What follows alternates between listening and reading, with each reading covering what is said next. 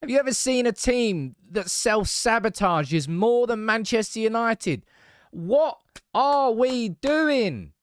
How in the world is Rasmus Hojlund on the losing team there? It was a night where he announced himself to Old Trafford and Onana just came with a double-barrel shotgun, said, sod that. I'm fancy fucking up the second game in a row. Oh my God. Onana, what are you doing? What is he doing? I said that Onana would be a transformative signing. We went and signed one, in my opinion, prior to him signing for Man United, one of the top 10 goalkeepers in the world, and he looks like a duck out of water. He looks like he's match fixing for the opposition.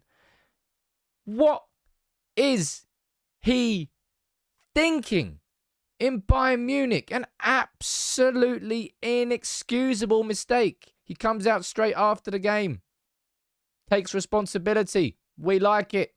He goes and does that in that game there. He is a goalkeeper who can play out from the back with utter confidence, and he goes and does that. The self-sabotage. Onana doing that. Man United conceding 5 minutes after Rasmus Hojlund scored his first goal and 4 minutes after United scored their second goal. It's just inexcusable at a point in that second half. Old Trafford, that's the loudest I've heard it in a while. What can Ten Hag do? Tell me, what can Ten Hag do when the individuals are doing such mad things as that? Onana is taking responsibility, in my opinion, for the manner of how that game switched against Bayern Munich. The first 20 minutes away from home, we had the measure of it, the composure, and then woof. Game, set, and match. That game there, 2-1 up, Man United, we had the control of it. Eriksen came on and made the difference at halftime. A really smart sub by Erik ten Hag. Old Trafford was rocking. Rasmus Hojlund, one of the best goals that we've seen from a striker at Old Trafford. And Onana does that. Casemiro gets a red card. It wasn't his fault. He went in there to try and stop the absolute hospital pass that he's been given. I'm absolutely stunned. Stunned by what I'm seeing from Andre Onana. Is Manchester United just a pressure cooker that swallows up players left, right and centre? Because there have been so many individuals that come to our club with such a reputation. And Onana looks lost. There's nothing else that can be said there. That's nothing to do with concentration. Is it the pressure of the occasion? I don't know what it is. But Erik ten Hag, you're going to have to look long and hard as to whether Onana starts now. That there is worthy of a man being dropped for. And I'm somebody who was raving about Onana coming in. Are there mitigating factors you can speak about the defence? And I will speak about the defence a little bit later in the show. But I can't believe what I've just seen from Onana. I can't believe what I've just seen from Manchester United. On a night where genuinely, I think we've seen the announcement of somebody who can cope with the pressure of Manchester United. Who can cope with the pressure of the occasion. Rasmus Hojlund was absolutely fantastic tonight for Man United. 2 goals, a third goal that was offside. Man, that was so close. The second goal from Hojlund, an absolute nothing situation, but just through raw pace and raw power and a lovely finish, he goes and gets that second goal. Yet we're sitting here talking about another defeat. And look, I'm under absolutely no illusion that football is a results-driven game. There is not one fibre of me that thinks that Erik ten Hag should be getting sacked. But I know what happens when you just string. But these results, man, the self-sabotage, the goal that we conceded, the first one, Dalot, ball over the top, just loses the strength battle with Zaha. Ball hits the underside of his knee and bounces over Onana. You're like, yeah, come on. The goal that we conceded against Crystal Palace. I mean, come on. There's nothing wrong with losing a football game. There's nothing wrong with when a team scores a cracking goal against you. But we are just conceding proper Sunday League goals. Constantly. All the time. Icardi's goal after missing the penalty. It was a header from Davinson Sanchez. And it went straight through. It was like, The Red Sea had parted, our defence. And then it was like Varane was running through treacle. Lindelof was running through treacle. And Amrabat was running through treacle. None of them had got any real pace. And because we were chasing, all in behind. And Onana, somebody who was so aggressive. He's kind of almost too aggressive off his line. Where he played previously in his style. Absolutely rooted. Confident shot. It's a bit like, speaking of confidence being shot, Rashford in that, when he got that ball through from Eriksen, straight through. You could see him just holding it up. Another touch to Bruno. Chance gone. Hi, man, that one there. I cannot believe. Honestly, I can't believe what I've just seen.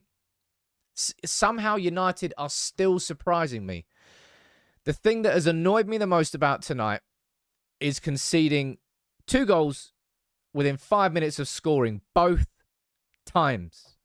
We did it against Bayern Munich. We did it against Nottingham Forest. We conceded early against Nottingham Forest. But so often this season it's happened. It's like they just go, pew, and they just switch off after they score. What can Ten Hag do looking at that, right? First half was a bit wild, all right? First half was wild.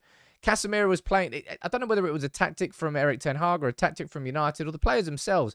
We were just playing one-touch football, firing it around the corner as quickly as possible. You know what Erik Ten Hag did at half-time? Good. Let me bring on a Christian Eriksen. And Christian Eriksen made a significant difference.